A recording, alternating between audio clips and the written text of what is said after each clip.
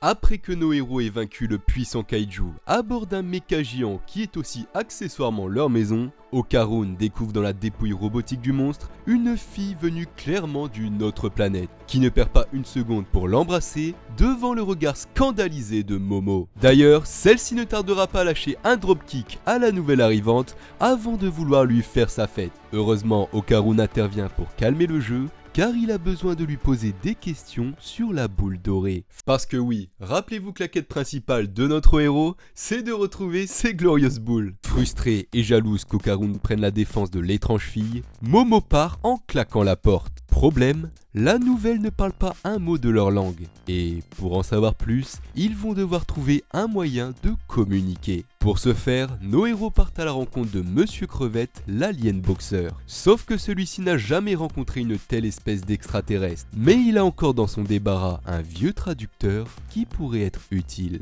Munie de ses lunettes et cette moustache ridicule, la jeune fille parvient enfin à prononcer son nom, qui n'est autre que Bamora. Le traducteur ne permet pas de retranscrire exactement tous les mots, mais l'on comprend que si Bamora est venue sur Terre, c'est pour trouver quelqu'un de fort qu'elle souhaite épouser. Son dévolu s'est donc posé sur Okarun, avec qui elle désire se marier, au plus grand désespoir de Sakata, qui tente de se faire passer pour le général de guerre de ce dernier affrontement sans aucun succès. Mais au même moment, dans un lugubre bâtiment abandonné, les Serpos, une race alien que l'on connaît bien, trouvent des intrus sur leur territoire, qui n'ont aucun mal à les éliminer, laissant planer une nouvelle menace sur la Terre.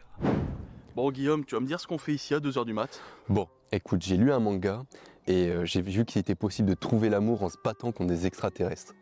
Tu sais, j'approche de la trentaine et je suis toujours célibataire. Je me suis dit, pourquoi pas essayer? Mais c'est n'importe quoi ce que tu me racontes. Chut. Regarde, tu vois ce que je vois là-bas? Oh, mais qu'est-ce que c'est? Oh, moi je sais très bien ce que c'est. C'est du Holzkern. Mais en même temps, c'est noté dessus. Holzkern est une marque de montres et bijoux pour hommes et femmes, confectionnée à partir de matériaux naturels de haute qualité. Par exemple, le collier en lapis lazuli que je porte actuellement est une de leurs conceptions responsables et éthiques, qui me permet de rester frais en toute occasion. Et ce qui m'arrange, c'est que leurs produits sont garantis 2 ans, même en cas de bagarre contre des aliens. On approche bientôt des fêtes de fin d'année, et Holzkern est le cadeau idéal à faire à vos proches, si bien sûr vous les aimez. Ça changera du sempiternel coffret parfum que des millions de personnes reçoivent tous les ans, pour un cadeau à la fois unique et durable. J'ai moi-même offert à ma mère le bracelet et le collier en plaqué or 24 carats, orné de leurs pierres d'améthyste. En ce moment pour les fêtes, Holzkern emballe vos cadeaux avec un écrin vert pour les bijoux et d'une pochette rouge pour les montres. Le tout avec la livraison offerte en 2 à 5 jours. De quoi avoir une présentation élégante et classe qui vous évite la cohue des grands magasins pour trouver un emballage cadeau. D'autant plus que si les produits Holzkern ne vous conviennent pas, chose dont je doute,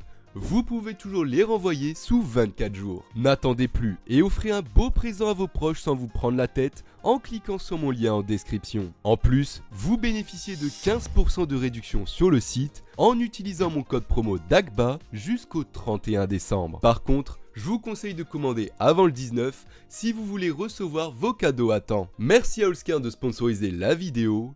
Et maintenant, revenons à nos aliens.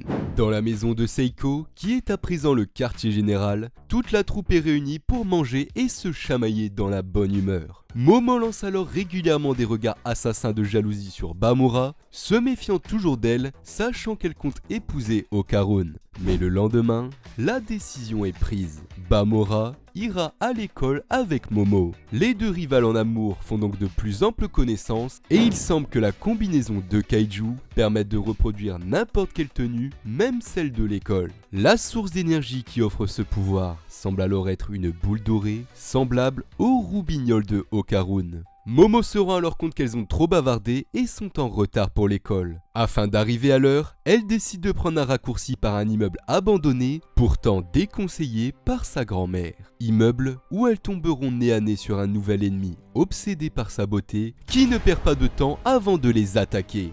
Bamora, transformé en kaiju, mène donc la contre-attaque mais sans grand succès. Les coups physiques semblent alors ne faire aucun effet sur le yokai. Et Bamora subit de plein fouet un German suplex, écrasant sa tête sur le sol. Seulement, Momo connaît une technique de dernier recours enseignée par sa grand-mère, qui consiste à prononcer le mot pommade 10 fois afin de faire disparaître l'esprit. Ayant peur pour sa survie, le yokai enferme donc Bamora dans un miroir qui disparaîtra avec elle si Momo va jusqu'au bout du processus. Mais notre héroïne ne manque pas de provoquer son adversaire et parvient à récupérer le miroir. Sauf qu'il est impossible pour elle d'y extraire Bamora. Soudain, par un manque d'inattention, le yokai apparaît dans le reflet du miroir et utilise son pouvoir pour enfermer Momo à son tour. Bien que la situation semble désespérée, l'esprit ne supporte pas de voir les filles occuper tout l'espace du miroir, l'empêchant de s'admirer. De colère, le yokai finit par éjecter elle-même les 2 filles du miroir. Admirant de nouveau son précieux reflet, l'esprit perd alors de vue nos 2 héroïnes qui semblent introuvables. Le mot pommade est alors prononcé 10 fois, ce qui fait disparaître instantanément le yokai. L'invisibilité conférée par la combinaison de Bamora vient de sauver la mise aux 2 filles qui finissent par arriver en cours juste à l'heure. Bamora se voit alors affecté par hasard dans la classe de Okarun, ce qui n'est pas sans agacer Momo et Aira. Rapidement, la nouvelle venue attire l'attention de toute la classe et n'hésite pas à montrer son intérêt pour notre héros qui se voit rapidement mis à l'écart par Momo qui lui fait la morale. Avant que ça ne déclenche une nouvelle chamaillerie entre les 3 prétendantes. Le soir venu, Momo et Bamora font face aux remontrances de Seiko, car le yokai qu'elles ont affronté, qui se nomme Reiko Kashima, n'a pas vraiment été vaincu, mais juste repoussé temporairement. En effet, la technique de la pommade perd en efficacité à chaque fois qu'elle est utilisée. Donc, pour qu'elle fonctionne la prochaine fois, il faudra prononcer son nom 100 fois. Et justement, Reiko est bien déterminée à retrouver Momo pour se venger de cet affront. Tous les miroirs et les vitres de la chambre sont alors couverts avant la nuit. Étonnamment, Momo, qui s'endort rapidement d'habitude, ne trouve pas le sommeil et entend soudainement la voix de Okarun venant de l'extérieur. Celui-ci lui propose de faire le guet dehors pour que Momo puisse dormir paisiblement. Mais même si Momo lui dit que ce n'est pas nécessaire, Okarun insiste, disant que s'il fait ça, c'est par amour. Perturbé par cette déclaration et voyant son cœur s'emballer, Momo souhaite donc sortir dehors pour voir son bien-aimé. Du moins, jusqu'à ce qu'elle se rappelle qu'elle ne doit sortir sous aucun prétexte. Méfiante, elle pose une simple question sur Gigi à Okarun, mais la réponse confirme ses craintes. Ce n'est pas Okarun qui lui parle dehors, mais bien Reiko Kashima faisant tout pour l'attirer à elle. Le lendemain matin, Momo déjeune après avoir passé la pire nuit de sa vie. Elle cherche donc à en savoir plus sur les boules dorées auprès de Turbo Baba. Mais celle-ci semble avoir un comportement hostile envers cet objet, dont l'énergie lui rappelle l'âme humaine. Sur le trajet de l'école, Momo ne se prive pas de faire passer sa frustration de la nuit dernière sur notre héros. Quant à Gigi, il semble avoir appris à maîtriser un nouveau pouvoir avec son chi, sans forcément devoir faire appel à l'œil maléfique. À la fin de la journée, nos héros partent chacun de leur côté, et quelque chose de bien étrange va soudainement apparaître. 2 extraterrestres en armure viennent d'atterrir devant Gigi et Aira, tandis que Okarun voit lui aussi des aliens débarquer, juste après avoir avoué que son cœur penchait pour Momo à Bamora. Rapidement, une terrible bataille s'engage des 2 côtés, et Aira, même une fois transformée, ne peut s'occuper de ces monstres seule tout en protégeant Gigi. Elle prend donc la décision de lui lancer un seau d'eau pour faire apparaître l'œil maléfique. Seulement l'œil, ayant promis de se battre uniquement avec Okarun, décide donc de ne pas intervenir, avant de subir une salve de coups et un rayon dévastateur, le mettant immédiatement KO. Aira, seule contre 2, se fait elle aussi avoir et perd sa transformation, mettant rapidement fin au combat. Un des aliens, semblable à un poulpe, sort alors de son armure pour examiner le cadavre de nos héros. Mais Aira puise dans ses dernières forces pour faire diversion et prend la fuite avec l'œil maléfique. Du côté de Okarun, il combat de toutes ses forces contre ses adversaires au pouvoir varié. Mais malgré qu'il ait progressé en termes de force et d'agilité, son adversaire, qui semble être le chef de cet assaut, peut manipuler l'espace et se téléporte pour broyer de sa force notre héros. Okarun, laissé pour mort, se fait alors reprendre sa boule qu'il avait eu tant de mal à récupérer. Les aliens comptent donc emmener son corps pour l'étudier plus en détail. Mais au dernier moment, Monsieur Crevette vient le secourir.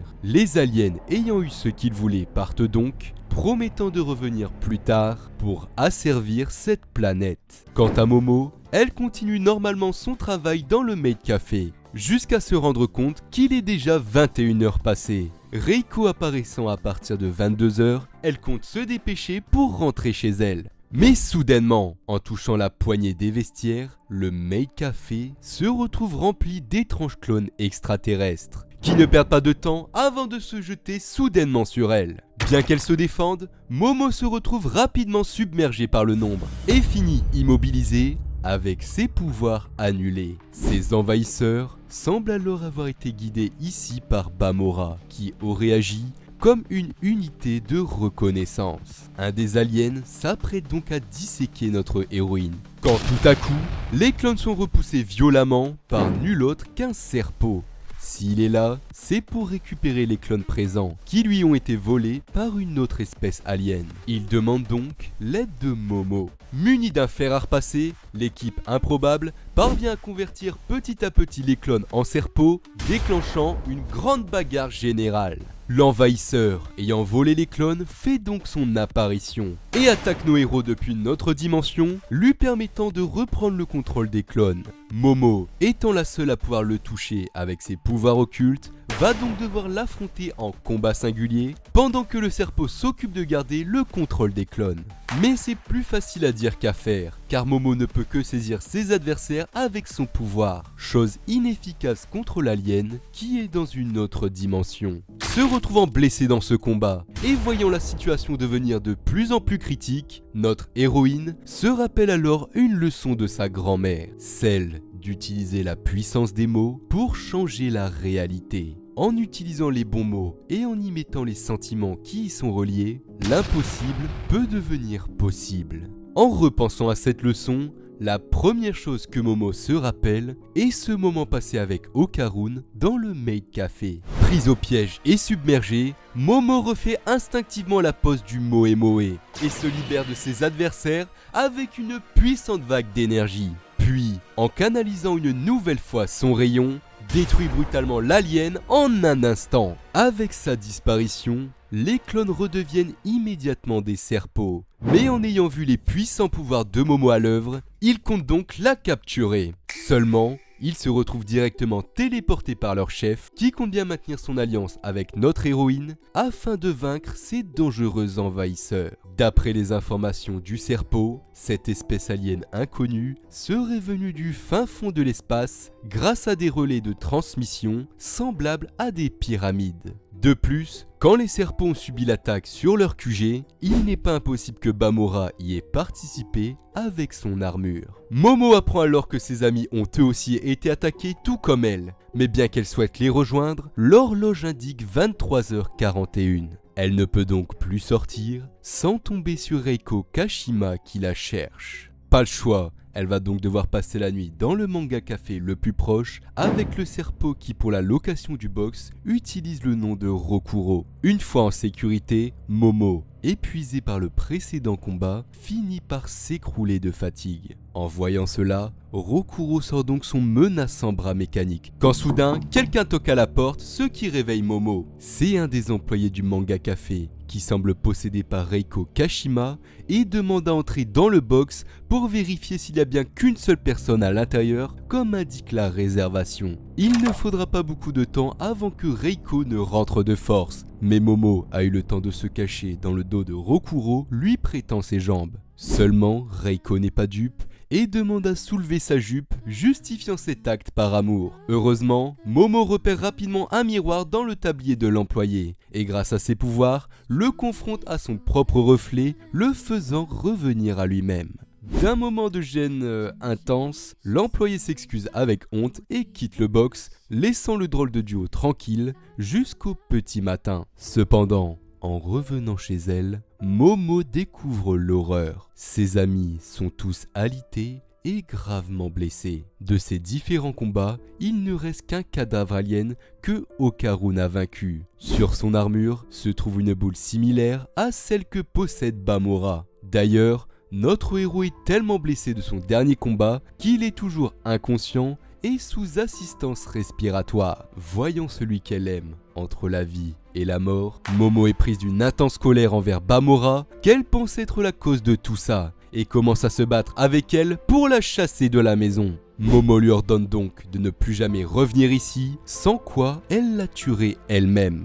Bamora, triste et résigné, se rend petit à petit invisible avec sa combinaison avant de totalement disparaître, laissant les larmes de Momo couler face au poids de cette décision. Mais malgré tout, notre héroïne est bien déterminée à exterminer ceux qui ont fait du mal à ses amis. Les jours passent et avec un peu de temps, certains de nos héros finissent par être de nouveau debout et reprennent de plus belle leur chamaillerie. Malheureusement, Seiko étant partie en voyage d'affaires, ne pourra pas les aider avec la nouvelle menace qui plane sur la Terre. Rapidement, Gigi se rend compte de l'absence de Bamora, avant que Momo ne lui avoue qu'elle l'a expulsée, car elle serait un éclaireur des envahisseurs. Mais Gigi n'est pas d'accord avec cette décision, car il n'y a pas de preuve concrète de l'implication de Bamora dans cette histoire. Les deux amis commencent alors à se disputer, mais ce brouhaha réveille Okarun, qui utilise le peu de ses forces pour leur demander d'arrêter avant de se rendormir tout aussi vite. Pour Okarun, il n'y a rien de plus douloureux que de voir ses amis en conflit. Momo et Gigi prennent donc sur eux par rapport à cette histoire. Quelques heures plus tard, Aira et Gigi font la rencontre de Rokuro, qui est maintenant persuadé que la prochaine cible des envahisseurs est bien la Terre. Ayant récupéré la roubignole dorée de Okarun, les aliens ont maintenant la source d'énergie nécessaire pour créer un portail et faire appel à leur immense flotte de vaisseaux de guerre. Seulement, ne supportant pas la forte gravité terrestre, les troupes ennemies reviendront uniquement dans 5 jours pour ouvrir le portail. Dès leur arrivée, nos héros devront donc récupérer le bijou de famille de leur ami pour stopper l'invasion. Cependant, pour faire face à une telle menace, nos héros devront s'entraîner pour vaincre les éclaireurs. Afin de ne pas devenir une nouvelle cible d'attaque ennemie et s'entraîner dans des conditions optimales, nos héros sont invités à venir dans une base secrète des Serpos. Heureusement, la maison de Momo est toujours modulable, et après quelques essais infructueux, le bâtiment se transforme en camion et fonce à toute vitesse vers le lieu d'entraînement. Une fois sur place, il n'y a qu'une plaine vide, mais sous des débris d'une ancienne cabane se trouve la base d'entraînement des Serpos, possédant des dizaines de drones à la pointe de la technologie, capables de reproduire parfaitement les capacités des aliens qui menacent la Terre. Mais bon, malgré leurs efforts, nos héros sont encore loin d'être prêts pour pouvoir affronter de tels adversaires. Aira, prenant la tête de l'entraînement, pense donc à juste titre que la troupe doit réussir à maîtriser complètement leur pouvoir pour progresser. De plus, Seiko reste toujours injoignable, laissant peu d'options à nos héros. Une fois la nuit tombée, Momo n'arrive toujours pas à trouver le sommeil à cause de la malédiction de Reiko, qui lui fait entendre des murmures sans interruption. Seulement Gigi, inquiet pour elle, utilise sa nouvelle maîtrise du chi pour stopper temporairement les soupirs de Reiko. Ce sera donc la voie de son nouvel entraînement. Momo parvient donc à trouver le sommeil, pendant que Gigi réprime les sentiments cachés qu'il semble avoir développés pour son ami. Quant à Okarun, il finit par se réveiller de son long sommeil, sauf qu'il se rend compte avec horreur que son corps, lui, est toujours cloué au lit. Errant comme un esprit, il finit par tomber sur Momo dans les bras de Gigi avant que Monsieur Crevette ne réveille la troupe au petit matin. Malheureusement pour notre héros, personne ne l'entend et semble le remarquer. Mais en écoutant les conversations, il prend conscience que les aliens seront sur Terre dans 3 jours. Malgré cette menace imminente, notre héros ne peut s'empêcher de ressentir de la jalousie face à ce qu'il a vu entre Momo et Gigi. Tout à coup, le téléphone sonne. Okarun tente de décrocher, mais se retrouve malgré lui aspiré à l'intérieur. Propulsé dans un monde parallèle à grande vitesse, il se déplace en un instant aux côtés de Seiko et Turbo Baba qui éclatent un esprit d'un coup de batte. Par chance, les deux parviennent à percevoir et à entendre notre héros avant de brutalement terminer leur combat. Bien qu'Okarun leur demande de revenir en urgence pour affronter les aliens, Seiko refuse, car ayant emprunté le pouvoir du dieu de la région pour son travail, elle doit aller le remercier sur chacun de ses temples pendant 3 jours consécutifs. Livrés à eux-mêmes, nos héros vont donc devoir gérer cette menace seuls. Mais Okarun doit vite se dépêcher de retrouver son corps physique, car s'il reste trop longtemps sous sa forme astrale, il pourrait définitivement mourir. Pour ce faire, notre héros doit repartir au plus vite par là où il est venu, c'est-à-dire les lignes téléphoniques. Et pour y arriver, Turbo Baba et Seiko lui livrent un ultime conseil, celui d'utiliser le pouvoir des spirales, qui est l'élément qui compose toute forme de vie en ce monde, et qui se trouve à la base des mouvements en arts martiaux. Ceux qui ont vu ma vidéo sur la partie 7 de Jojo doivent déjà bien connaître ce pouvoir. Okarun, avec son corps astral, doit donc suivre la forme en spirale du courant électrique pour remonter jusqu'à son corps physique. Pendant ce temps, nos héros continuent leur entraînement, faisant de plus en plus de progrès sur leur pouvoir jusqu'au jour J. Prêt à en découdre, accompagné par Rokuro, la troupe se rend vers la Tokyo Tower, le point relais de téléportation pour les aliens. Mais avant même qu'ils ne puissent arriver, les éclaireurs ont déjà débarqué. En un instant, la maison familiale se retrouve explosée par les envahisseurs déjà sur place. Mais cela n'empêche pas nos héros de mener immédiatement la contre-attaque. Pas le choix. Pour stopper le flux de vaisseaux qui se prépare à envahir la Terre, Momo et Rokuro doivent rapidement récupérer la boule dorée, pendant que les autres retiennent les éclaireurs. La bataille fait alors rage. Okarun, ayant réussi à remonter jusqu'au lieu d'entraînement, constate alors que la maison a disparu avant d'entrer dans la base secrète pour regagner son corps. Reprenant le contrôle, il ressent alors de nouveau toutes les blessures et la fatigue de son corps qui le tiraillent. Seulement, au pied de son lit, se trouve un Rikuri préparé avec soin. À côté, se trouve un message attentionné de Momo, lui disant simplement qu'elle l'aime. Enfournant goulûment la cuillère dans sa bouche pour reprendre des forces, Okarun, malgré ses blessures, est bien déterminé à venir aider ses amis. Au centre de Tokyo, nos héros combattants corps et âme parviennent à tenir tête à leurs adversaires qu'ils ont affrontés tant de fois durant leur entraînement. Seulement, en ayant l'opportunité d'abattre un des aliens, Aira se précipite et se fait soudainement capturer, subissant de violentes décharges électriques. Voulant absolument lui venir en aide, Gigi voit son onde de choc impuissante face à l'épaisse armure de son adversaire. Ne pouvant supporter de voir ses amis se faire malmener, il se rappelle alors d'un conseil de Momo, celui d'utiliser la force des mots pour décupler son pouvoir. Cherchant un mot qui résonne au fond de lui, Gigi repense à l'œil maléfique et envoie un rayon destructeur nommé Jagan, explosant l'armure adverse. Encore une fois ici, c'est une référence à un manga qui porte le même nom, où le protagoniste utilise son doigt comme un pistolet. Avec cette puissante déflagration, Aira est immédiatement relâché. Mais Gigi subit avant même de pouvoir réagir l'assaut d'un des aliens qui le transperce dans le but d'absorber toute son énergie occulte. Seulement, le pouvoir de l'œil maléfique semble inépuisable, et l'extraterrestre, incapable de retirer ses mains de ce flux d'énergie, continue donc à l'absorber jusqu'à l'explosion. Une mort qui n'est pas sans rappeler celle de Yakon dans DBZ. Plusieurs ennemis ayant été vaincus, cela laisse donc plus de marge de manœuvre à nos héros qui mènent courageusement la contre-attaque.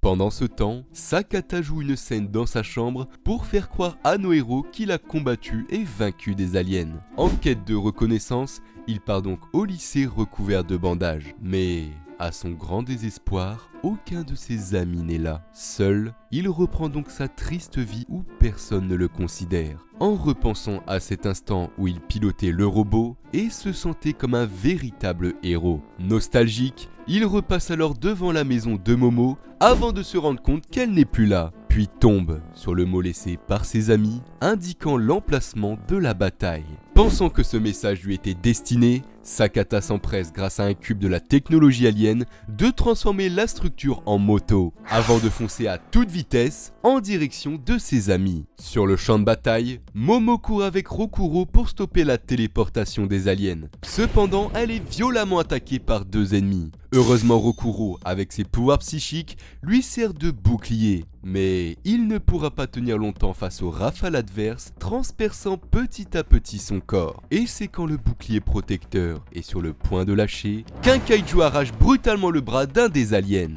Bamora est de retour et compte bien aider nos héros dans ce combat. Mais les aliens, ne connaissant que trop bien cette armure, finissent par exploiter sa faiblesse pour y éjecter Bamora. Seul et à la merci de l'envahisseur, Bamora remercie sincèrement Momo pour sa gentillesse et les moments passés ensemble, avant de se faire brutalement percer l'abdomen.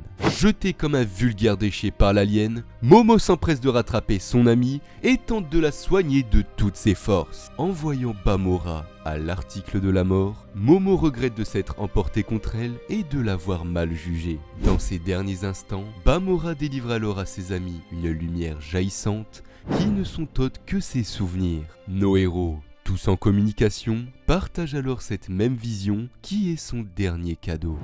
Sur la planète sumérienne, un terrible massacre a lieu, causé par les mêmes envahisseurs que l'on connaît actuellement, n'hésitant pas à prendre possession des terres et de ses habitants par la force. Au milieu des bombardements frénétiques et des cadavres jonchant le sol, demeure une fillette seule, pleurant la mort de ses parents qui n'est autre que Bamora enfant. Un courageux soldat du nom de Banga vient alors sortir Bamora de ce tumulte infernal. Un soldat qui n'est autre qu'une grand-mère menant la résistance avec des amis contre l'asservissement de son peuple. Rapidement, Banga prend Bamora sous son aile, que ce soit pour effectuer des missions de reconnaissance ou accomplir les tâches du quotidien. Mais malgré les horreurs de la guerre qu'elle pouvait observer le jour, tous les soirs, Banga perpétue une vieille tradition, qui est de prier pour le dieu des Sumériens, ressemblant trait pour trait à un kaiju. Et c'est cette même croyance qui a poussé les Sumériens à réduire la défense de leur planète, pensant qu'ils seront protégés par leur dieu.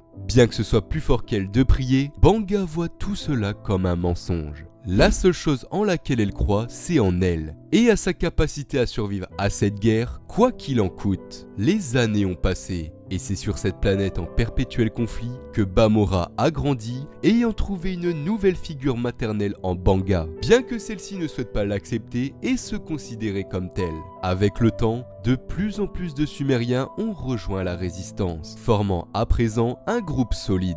D'autant plus que l'espoir est de nouveau permis, car d'après des éclaireurs, il resterait à l'ouest plus de 3000 Sumériens en liberté. Avec un tel nombre, gagner cette guerre n'est donc plus impossible. Se mettant en route pour rejoindre les renforts, la résistance tombe sur une vision d'horreur. Des Sumériens se font dévorer un par une Big Mama, une créature extraterrestre produisant des armes et armures à partir des personnes qu'elle engloutit. De cette funeste exécution ressort alors une armure semblable au dieu sumérien, représentant toute la colère et la haine de son peuple. Ne pouvant venir en aide aux condamnés sans risquer leur propre vie, la troupe de survivants continue donc douloureusement son chemin jusqu'à arriver à la localisation indiquée par les éclaireurs. Mais une fois sur place, il n'y a rien si ce n'est une terre dévastée. Soudain, un coup de feu est tiré, tuant un des survivants. La troupe vient de tomber dans une embuscade ennemie. Et c'est à nouveau dans un déluge de feu et de sang que Bamora et Banga doivent prendre la fuite. Trouvant refuge dans une grotte du groupe initial, ils ne sont que 4 à s'en être sortis, tous épuisés et blessés. Cette embuscade n'a pas seulement tué leurs compagnons d'armes, mais aussi leurs espoirs de récupérer leur planète. 2 des derniers survivants décident donc d'aller monter la garde, laissant Bamora et Banga seuls. Résigné,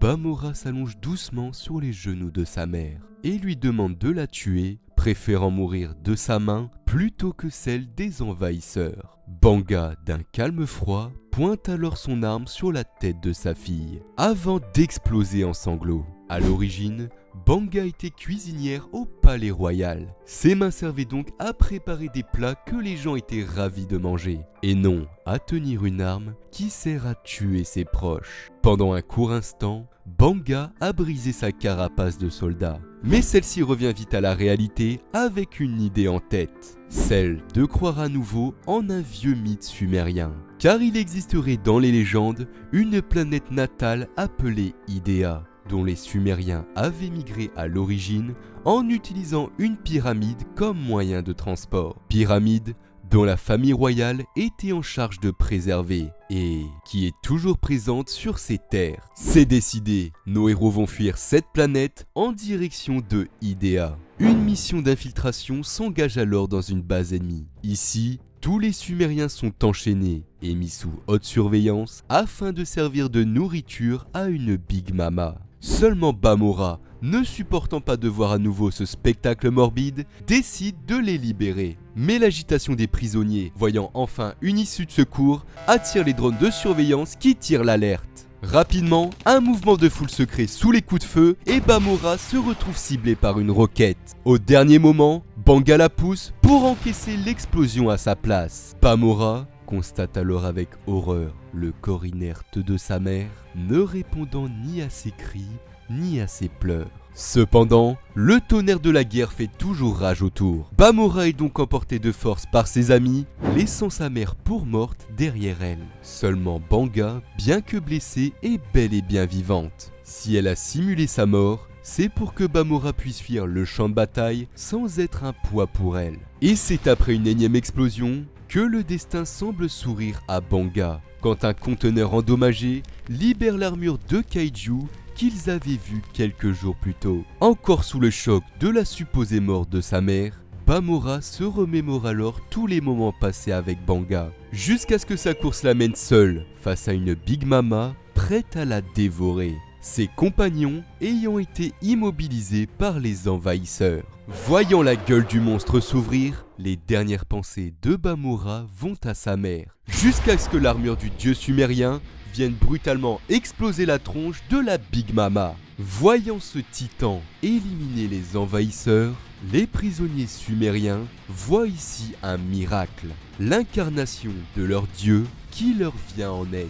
Seulement le Kaiju refuse cette admiration passive et sème en ses fidèles les graines de la colère et de la révolte, afin de les pousser à se battre pour protéger le dernier enfant des Sumériens, qui n'est autre que Bamora. Galvanisés par le discours de celui qu'ils croient leur dieu, les Sumériens bien qu'enchaînés se démènent bec et ongles pour abattre les envahisseurs. Bamora, soulagé de savoir sa mère encore en vie, court donc de toutes ses forces pour atteindre le sommet de la pyramide, couverte par les tirs de ses amis. Pour autant, bien qu'elle sache lire les écrits sur la stèle, Bamora est incapable de démarrer la machine antique. C'est à ce moment que Banga, bien que blessé, lui vient en aide et parvient à ouvrir le portail. Seulement, il n'y a pas assez d'énergie pour téléporter plusieurs personnes. Banga donne alors l'armure à Bamora et la pousse de force dans le téléporteur. Bien que celle-ci tape sur le portail et s'égosille, Banga veut lui faire part de ses dernières paroles avant son départ.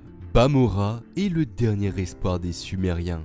Banga lui souhaite donc de commencer une nouvelle vie sur une autre planète. Vu qu'elle n'y connaît rien aux hommes, elle lui conseille de trouver un mari à la fois gentil et fort afin de transmettre le sang des Sumériens aux futures générations. Si Banga n'a jamais accepté de se considérer comme une mère pour Bamora, c'est car ses sentiments maternels à son égard l'auraient empêché de se battre pleinement pour leur survie. Brisant la glace, Banga fait savoir à sa fille ô combien elle lui est précieuse. Et lors de ce dernier au revoir, n'hésite pas à lui dire ce qu'elle ressent pour elle depuis toujours. Un amour inconditionnel qui demeurera même à l'autre bout de l'univers. Sur ces derniers mots, Bamora est téléporté, laissant Banga seul au sommet de la pyramide, qui est rapidement rattrapé par les envahisseurs, promettant de retrouver Bamora et son armure, où qu'elle soit dans le cosmos. De plus, ils n'auront aucune peine à torturer les Sumériens pour qu'ils délivrent les secrets de l'activation de cette pyramide. C'est ainsi que Bamora a atterri par hasard sur Terre, écoutant assidûment les dernières paroles de sa mère afin de trouver un homme fort et gentil. Chose qu'elle trouvera après plusieurs rencontres et affrontements en Okarun. Bien que Bamora ait perdu le contrôle du costume pendant un moment, nos héros ont su la maîtriser et lui offrir le temps de quelques jours, paix, joie, rigolade et amour. Chose qu'elle n'avait pas ressentie depuis longtemps sur sa planète en guerre. Celle qui s'en voulait le plus de voir l'état critique de ses amis après l'invasion, c'est bien Bamora se sentant coupable. Elle n'en a jamais voulu à Momo pour sa colère. Au contraire, elle la comprend parfaitement,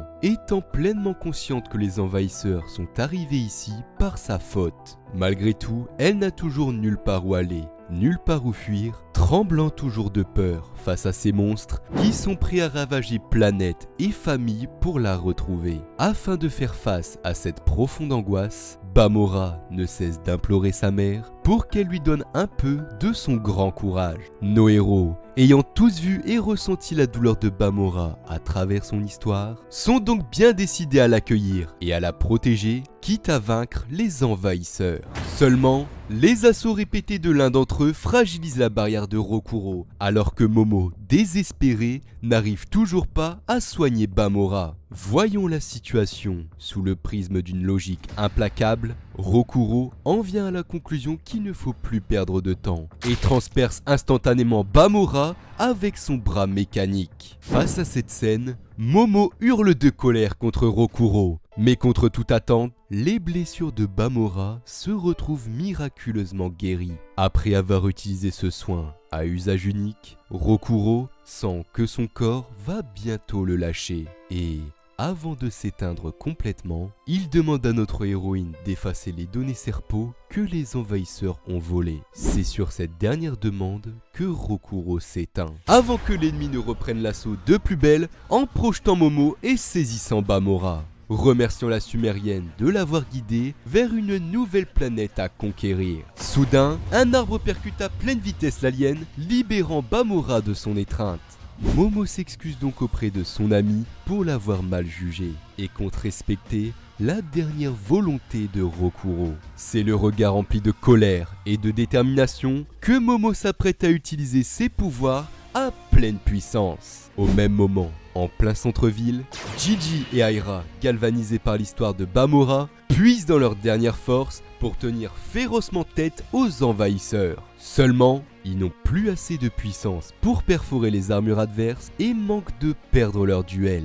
C'est à ce moment que Okarun, par un transmetteur, leur donne le conseil qu'il a reçu de Seiko, celui d'utiliser le pouvoir des spirales pour décupler sa puissance. En effet, Gigi, en faisant tourner son chi avec celui de l'œil maléfique, est capable d'unir ses pouvoirs aux siens. De ce mélange entre lumière et ténèbres, il déploie un fracassant rayon destructeur, désintégrant d'un coup les deux ennemis sur son passage.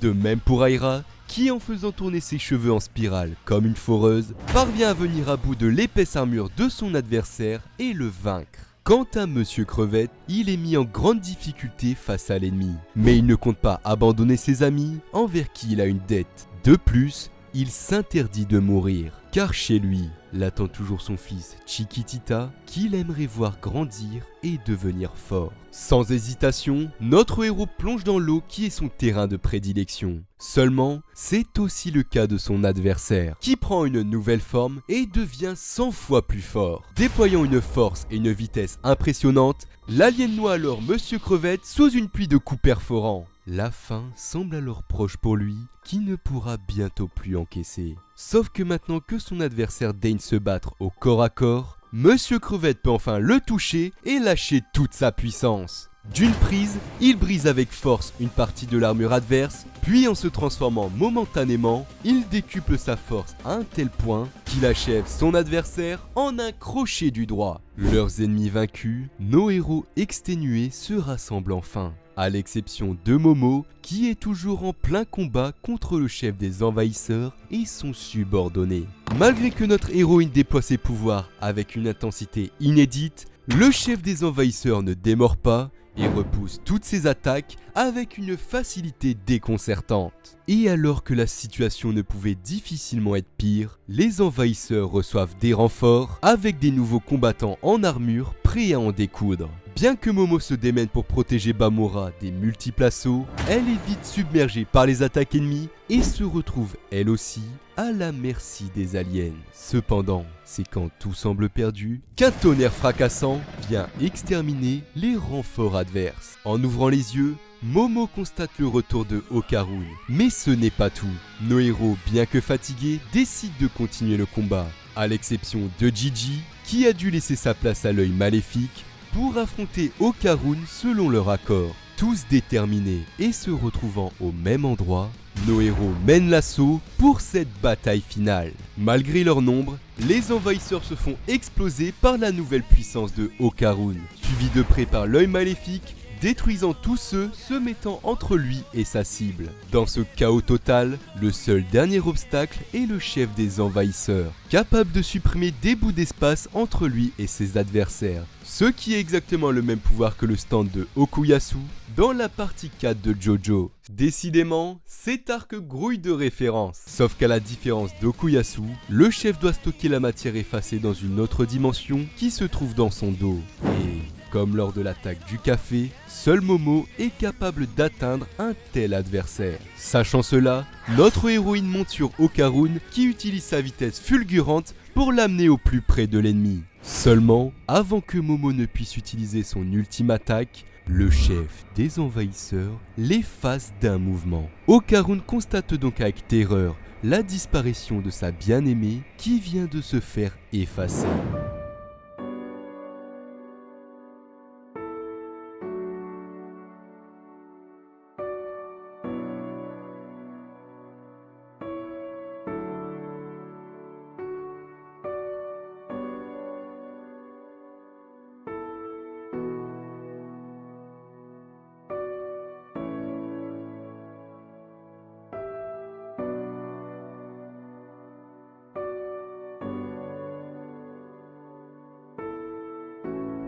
Se rappelant tous les moments passés ensemble, il ne peut que crier, le visage figé dans l'horreur, d'avoir vu celle qu'il aime disparaître. Quand soudain, l'armure ennemie se brise sous l'attaque de Momo, réussissant à s'échapper de la dimension de stockage. À la fois surpris et rassuré, Okarun rattrape Momo en un éclair, tout en explosant l'armure de son adversaire avec son dernier boost. La première réaction d'Okarun en voyant Momo dans ses bras est de la disputer, inquiet de l'avoir vu prendre autant de risques pour cette attaque, avant de rapidement s'effondrer de soulagement. Seulement, bien que Momo soit saine et sauve, le portail de téléportation n'est toujours pas fermé, et les envahisseurs ne cessent d'affluer sur Terre. Bamora, ayant enfilé son armure, vient donc en aide à nos héros, mais le chef des envahisseurs n'a pas dit son dernier mot. Ayant survécu à l'explosion, il utilise ses tentacules afin d'infiltrer l'armure de Bamora. Une fois à l'intérieur, il en prend rapidement le contrôle et déclenche le mode massacre. Le kaiju passe alors sous une forme berserker, qui n'est pas sans rappeler l'Eva 01 dans Evangelion. Le monstre ayant décuplé sa taille, s'apprête donc à réduire nos héros en bouillie, quand soudain Sakata fait enfin son apparition à bord de sa moto. D'abord insulté par Momo pour avoir pris le mot censé être pour sa grand-mère, Sakata se montrera vite utile en sauvant Bamora d'une chute mortelle. Et bien qu'il n'ait pas de pouvoir, Sakata maîtrise à la perfection la technologie extraterrestre et en un instant, transforme les débris autour en un méca géant prêt à rivaliser avec le kaiju, le grand Kinta. Cette fois seul aux commandes, il se saisit de la Tokyo Tower pour envoyer valser son adversaire 10 quartiers plus loin. Mais l'alien n'a pas dit son dernier mot et prend la Tokyo Skytree pour entamer un duel. Seulement les connaissances de Sakata sur l'architecture des deux bâtiments jouent en sa faveur, mettant une nouvelle fois le kaiju en échec. Mais en mode berserker, l'armure ne semble prendre aucun dégât. Et sur la durée, le Kinta ne résiste pas longtemps au coup acéré de son adversaire. Tenant le noyau du robot entre ses mains, l'envahisseur se voit déjà réduire tous les terriens en esclavage. Cependant, Sakata ne lâche rien et continue malgré tout à se débattre, car pour la première fois de sa vie, lui, qui s'est toujours trouvé médiocre et lâche, peut enfin toucher son rêve du bout des doigts de piloter des robots géants et côtoyer des jolies filles. Mais même face à ce discours plein de sagesse, l'envahisseur n'a aucune hésitation avant de broyer la capsule de ses griffes, laissant notre héros pour mort. Cependant, depuis le début de sa longue tirade, Sakata s'était éjecté de la capsule afin de se dissimuler dans le dos du kaiju. L'envahisseur ne pouvant atteindre son dos, Sakata transforme le cube en un réacteur de fusée afin de propulser le monstre dans le ciel. Et c'est une fois la bonne altitude atteinte que notre héros met les pleins gaz pour éclater la tête du kaiju sur le sol dans un fracas assourdissant. Avec le choc, l'armure reprend sa taille initiale, tandis que nos héros ont pu échapper à l'impact juste à temps. Le chef des envahisseurs vaincus, Okarun récupère enfin sa boule dorée, ce qui referme le portail. Mais le repos ne dure qu'un instant, avant qu'un bien plus grand ne s'ouvre, déferlant bon nombre de vaisseaux de guerre sur la Terre. Avec la puissance déployée, il ne faudra pas longtemps avant que ce cataclysme ne se matérialise dans la réalité. Pris de panique, nos héros partent chercher leur dernière arme, qui n'est autre que le robot géant. Sauf que, n'ayant pas surveillé l'heure, ils se retrouvent nez à nez avec Reiko Kashima. En la voyant au pire timing, Momo ne peut que s'écrouler sur le sol, sachant que la fin est proche. Seulement Reiko, en observant la détresse de Momo et les bombes s'abattre sur Tokyo, est prise d'un flashback lui rappelant l'horreur de la guerre qu'elle a vécue. Soudainement prise d'une folie furieuse, Reiko utilise son pouvoir pour apparaître dans chaque vide brisé, afin de matérialiser un point géant fracassant le vaisseau mère alien. En un instant, elle piège toute l'armée ennemie dans son miroir, faisant disparaître les troupes de la Terre. Et une fois enfermée dans son monde parallèle, Reiko n'a aucune pitié pour exterminer l'entièreté des troupes adverses avec des coups dévastateurs. En la voyant à l'œuvre, nos héros comprennent alors pourquoi Reiko Kashima est considérée comme la plus puissante des yokai.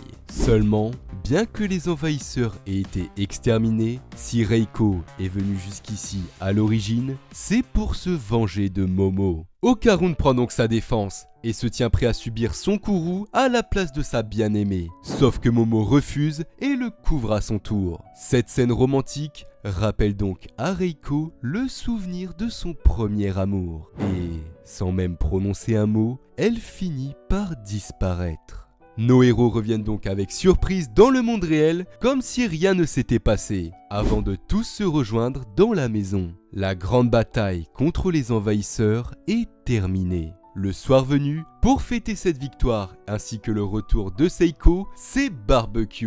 Nos héros peuvent enfin se détendre un peu et rigoler entre eux. Cependant, Momo et Okarun s'inquiètent toujours pour Bamora et le sort des Sumériens après les visions qu'elle leur a partagées. Malheureusement pour nos héros, ils n'ont pas la technologie nécessaire pour se téléporter sur une planète aussi lointaine. Quand tout à coup, Rokuro fait son apparition. Monsieur Crevette lui ayant donné un des cubes de nanomachine après la bataille, il a pu régénérer son corps. S'il est là, c'est pour féliciter Momo d'avoir tenu sa promesse d'effacer les données volées. Ceci étant fait, il repart aussi vite le sourire aux lèvres sans dire un mot. Soudain, Seiko remarque en cuisine qu'il n'y a plus de curry. Momo se rappelle alors gêné le mot d'amour qu'elle avait laissé à Okarun pour qu'il reprenne des forces. Nos héros partent alors tous ensemble pour faire quelques courses à la supérette du coin. Sur le chemin, Momo ne sait toujours pas si Okarun a vu son mot et se demande, le cœur serré, s'il va lui donner une réponse favorable à sa déclaration. Quant à notre héros, il n'est pas sûr de savoir comment interpréter ce je t'aime et a peur que ce soit uniquement amical. D'autant plus qu'il craint que Momo soit en fait intéressé par Gigi, ce qui le met encore plus dans la tourmente. Observant Momo qui est dans ses pensées, Sakata est donc persuadé que celle-ci l'a remarqué après ses exploits lors de la bataille et qu'elle est à présent amoureuse de lui. Mais sur la route, avant d'atteindre le magasin, nos héros tombent sur une étrange silhouette, qui n'est autre que Reiko Kashima qui dévoile son visage sans maquillage. Momo pensait que si elle avait disparu après la bataille, c'est car elle avait trouvé la paix. Mais Reiko semble être rongée par une haine viscérale qui la maintiendra sur Terre pour l'éternité. Si elle est ici, c'est pour dire à Momo ô combien elle la déteste. Cependant, en ayant vu sa relation avec Okarun, elle lui a redonné le goût de l'amour. Elle conseille donc à notre héroïne d'être plus franche avec son bien-aimé, sans quoi elle n'aura aucun scrupule à le lui voler. Bien qu'elle n'ait pas totalement réprimé son envie de tuer Momo, Reiko part à toute vitesse à la recherche elle aussi de l'amour. Une fois les emplettes faites, Momo et Okarun se rappellent alors que c'est parce qu'il y avait cette mystérieuse histoire de balle lumineuse qu'ils ont pu trouver Bamora. comme un signe du destin, peut-être que la balle s'illuminait à l'image de la volonté de sa mère qui voulait qu'on trouve son précieux enfant. Et justement, chez les Sumériens, la révolte, toujours bien présente, a réussi à se libérer du joug de l'envahisseur. Banga et ses amis partent donc à la recherche de leur planète d'origine pour y reconstruire un nouveau foyer avant d'aller chercher Bamora. Au même moment, dans la maison familiale, Turbo Baba trouve une puce de données aliens probablement laissée par Rokuro. On y apprend que les envahisseurs viennent d'une région lointaine de l'espace et sont susceptibles de revenir à cause des pyramides de transmission. Ce peuple des profondeurs se ferait donc appeler les Kurs. Mais le plus gros problème est qu'un certain comte de Saint-Germain semble mener une alliance avec eux. Et rien qu'à entendre son nom, Turbo Baba plonge dans une irrépressible colère noire, présageant une terrible menace à venir pour nos héros. Merci à vous d'avoir regardé la vidéo jusqu'au bout, et n'hésitez pas à me dire dans les commentaires toutes les références que vous avez trouvées dans cet arc. N'oubliez pas, si vous voulez faire plaisir à vos proches lors de ces fêtes de fin d'année, avec Allscan, on vous propose des montres et bijoux de grande qualité qui vous seront livrés avant Noël si vous passez commande dès maintenant par mon lien en description. Sur ce, portez-vous bien et à bientôt. Bon, Guillaume, tu vas me dire ce qu'on fait ici à 2h du mat? Bon, écoute, j'ai lu dans un manga qu'il était possible de trouver l'amour. Bon, j'ai pas lu. Coupé, coupé.